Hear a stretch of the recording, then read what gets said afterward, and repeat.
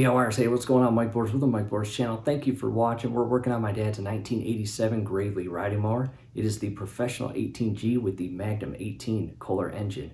And in today's video, we are going to show you what his carburetor is doing. Basically, it's out of adjustment. Now, it is the OEM 35 years plus old. However, before we replace it, we are going to adjust it, but we want to show you why we are going to adjust it. Let's take a look.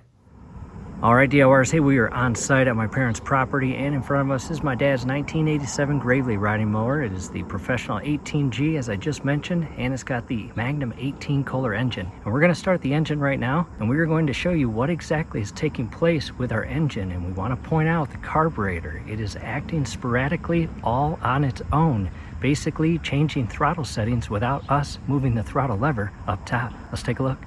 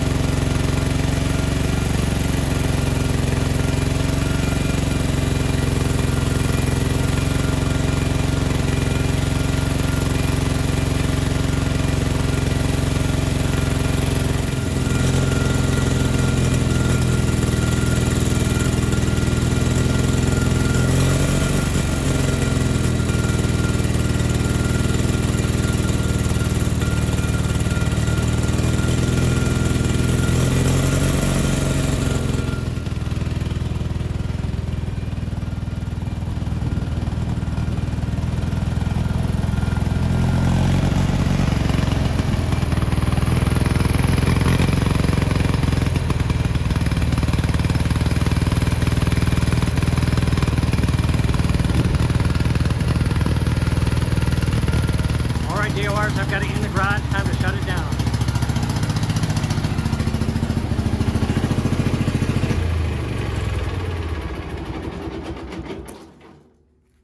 And DLRs, as you saw, this entire carburetor linkage is moving and basically doing whatever it wants to do. Let me scroll in here again. Get the light in there. All of that is moving on its own, and we are not moving the throttle lever up top on the panel.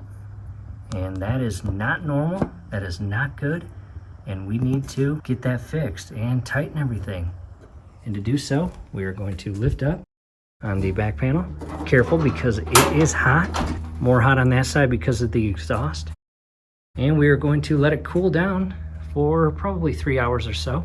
Or maybe wait for tomorrow. We are going to remove this entire air box and filter and gain access to the top part of the carburetor so we can service it.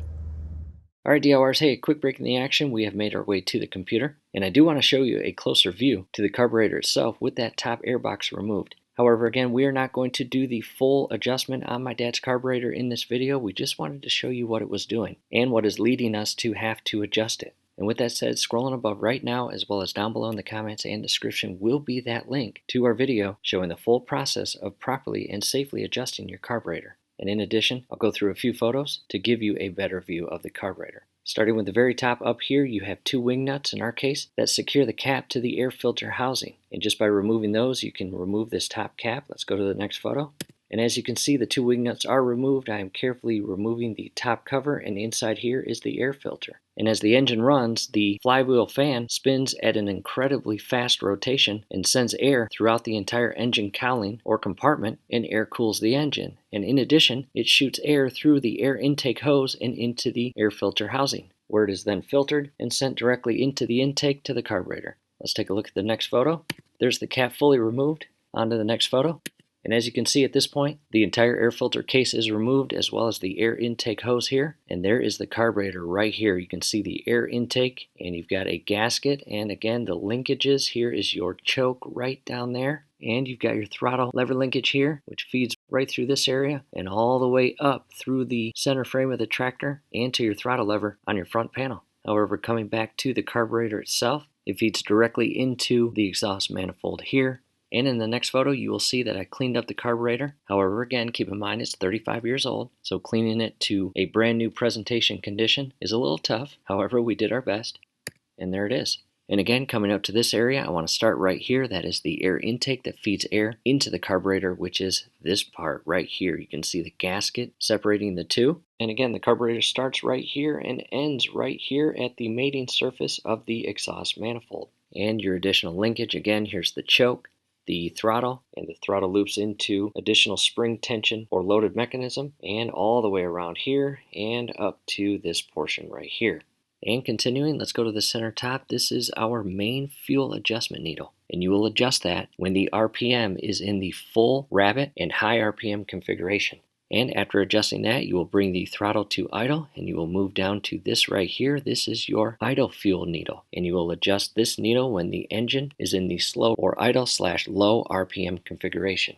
And after getting both of those properly adjusted, you can move up here where you have your main idle screw, and that manages your idle. And the way that works, again, it is a screw. You can see the flathead portion of the screw, and the screw itself feeds all the way through this portion of the carburetor and to the back side or opposite side in this area here. And the more you turn this left or counterclockwise, the more the screw will be fed out to the left, and more of the threaded portion of the screw will be exposed. And at the same time, on the opposite side, less and less screw will be present. And what that does is the less screw you have present on this side, the farther this mechanism can rotate back to a lower RPM or idle setting. However, the more you turn this clockwise or to the right and feed the screw in, the more screw is exposed on this side, and the less the linkage here can shift back to that low idle or RPM position. In other words, the more you have this idle screw screwed in, the higher the idle RPM will be when the throttle lever is in the slow turtle or idle position. So again, DORs, we wanted to show you this, a close-up view of my dad's carburetor, before we perform the full adjustment process and film that video for you. In addition, we wanted to give you a better familiarization of the entire top portion of the engine where the carburetor connects to it, and the exhaust manifold, and more. So again, DIYers, scrolling above a bit ago as well as down below in the comments and description will be that link. Definitely check it out. You may find it helpful. From here, we hope this helps. Do us a favor. Below the video, you will see that thumbs up icon. Click on that, like the video, subscribe to the channel. Definitely ring your YouTube bell. That would be very helpful to us. We'd really appreciate it. Thanks again for watching.